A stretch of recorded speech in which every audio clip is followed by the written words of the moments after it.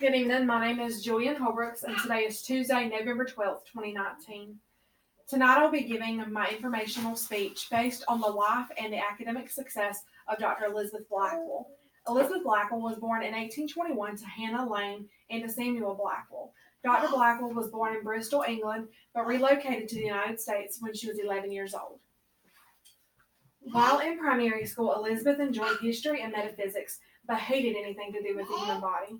In the book, Elizabeth Blackwell, the First Woman Doctor by Richard L. Mattis, it states, one day when she was visiting a dying friend, the woman said to her, "Why don't you study medicine? My illness would have caused me much less pain and embarrassment if I had been treated by a lady doctor."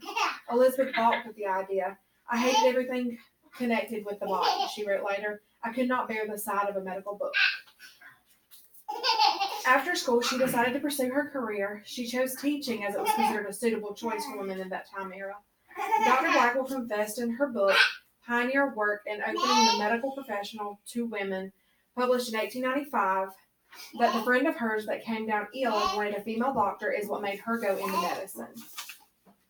Elizabeth had no clue how to become a doctor, so she sat and studied under two close friends who were also physicians. This lasted for close to a year while she applied tirelessly to several universities all across the Northeast. Because the medical field was strictly male physicians, she had trouble being accepted into any medical school. Female doctors were unheard of at the time, and when the Geneva Medical College in New York viewed her application, they were amused. The board decided to take a vote upon admission. In Richard L. Mattis' in his book, Elizabeth Blackwell, the First Woman Doctor, Dr. Lee asked the students to decide if any single student objects. He said, then the woman will not be admitted. If so, objection is made. While the men scoffed, they did allow her admittance into the college, and from there she graduated 2 years later with her MD degree. When Elizabeth graduated, she became the first woman in the United States of America to earn an MD degree. While Dr. Blackwell paved the way for other women, she just like herself, she also gave back to her community. In 1857, she opened the doors to the New York Infirmary.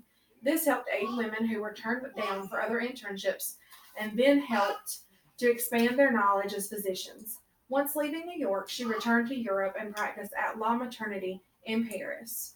During a surgery on an infant, Dr. Blackwell contracted a disease that eventually left her blind in one eye. In the 1850s, after being left blind in one eye, Dr. Blackwell returned to the U.S. There she opened a private practice once again in New York. Dr. Blackwell also accumulated several more achievements, such as, number one, establishing the U.S. Sanitary Commission alongside Abraham Lincoln, number two, the opening of the Women's Medical College of New York, and number three, becoming a lecturer at the London School of Medicine for Women. After all of her many accomplishments, Dr. Blackwell decided to relocate permanently to Hastings, England. Dr. Blackwell passed away at her home there in Hastings on May 31st, 1910. Dr. Blackwell was a pioneer in the gender equality movement, and her legacy lives on today. Thank you.